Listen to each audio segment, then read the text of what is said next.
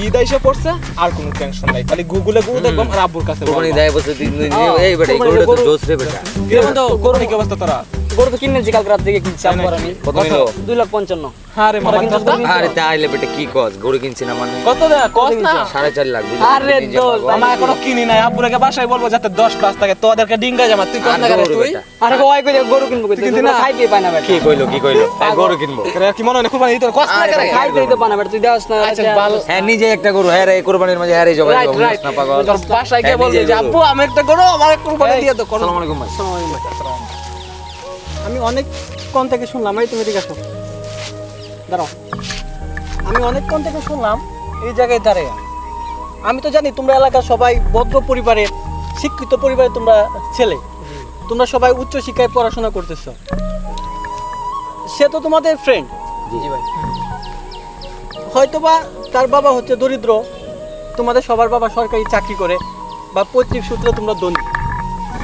তোমরা আমাকেও চিনো, আমি তোমাদেরকে খুব ভালো করে চিনি, তোমাদের প্রতিটা পরিবারই শিক্ষিত এবং ভালো। কিন্তু এই যে আমাদের কুরবানি বিষয়টা, এটা আসলে গর্বের কোনো কিছু না। কুরবানি জিনিসটা এই মোবাইলটা একজনের দেখানোর জন্য আরেকজনের দেখানোর জন্য বা ফেসবুকে পোস্ট দেওয়া না যে আমার বাবা 3 লাখ টাকা কিনছে, আমার বাবা 2 লাখ টাকা দিয়ে কিনছে। আসলে কুরবানি জিনিসটা আমরা দেই শুধুমাত্র আল্লাহ পাককে খুশি করার জন্য। প্রতি একটা বছরে আমাকে যে আল্লাহ পাক সম্পদ দিচ্ছে, সুস্থতা রাখছে, সকল কিছুর বিনিময়ে বছর শেষে আল্লাহ পাকের দরবারে আমরা একটা জিনিস নিজের থেকে আমরা দান করি, এটাকে বলা হয় মূলত কুরবানি। দান এমন একটা জিনিস যেটা বাম হাতে দিলে যেন ডান হাতে না জানে। আর তোমরা এই জায়গায় কী করতেছো?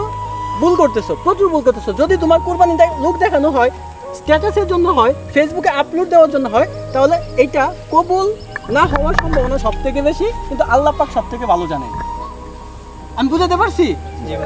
আমি আরেকটা কথা বলি, দেখো এই দুনিয়াতে আমরা সবাই মানুষ হিসেবে জন্ম নিছি, সবাই মানুষ। আল্লাহ পাক সবাইকে সমান মানুষ হিসেবে হাত পা চোখ দিয়ে। আচ্ছা তুমি ধনী লোক, তোমার চোখ 2টা, হ্যাঁ চোখ কি 3টা না একটা? তারও 2টা।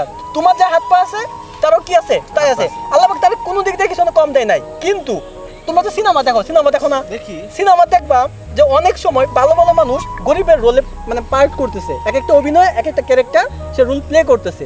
দেখো আমাদের দুনিয়াটা এরকম একটা অভিনয়, কোনিকা একটা সিনেমার মতো।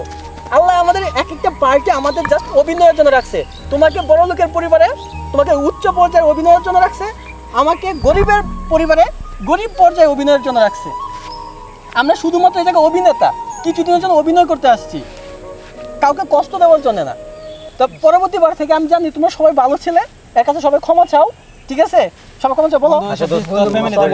আচ্ছা যাই হোক, বন্ধু বান্ধবের মধ্যে ভুল হয়ে গেছে। আমরা কুরবানি গরু নিয়ে কখনোই ফেসবুকে পোস্ট দিব না, কাউকে বলবো না, মানুষকে কখনোই আমরা এইসব বিষয়ে কষ্ট দিব না।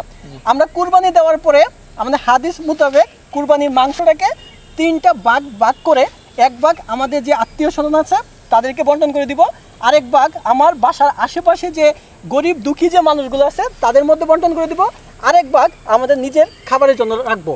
সবাই মনে থাকবে তো? বাসায় সবাই কথাগুলো বলবো তো? ঠিক আছে? আর আমার কথা কিছু মনে নেই না? সব ভালো থাকবে, হ্যাঁ যাও যাও বাসায় সব সময় ঈদের জন্য ঈদের দাওয়াত, হ্যাঁ ঈদের তোমরা দাওয়াত বাসায় ইনশাআল্লাহ ভাইয়া। চল গাইস কিছু মনে করিস না।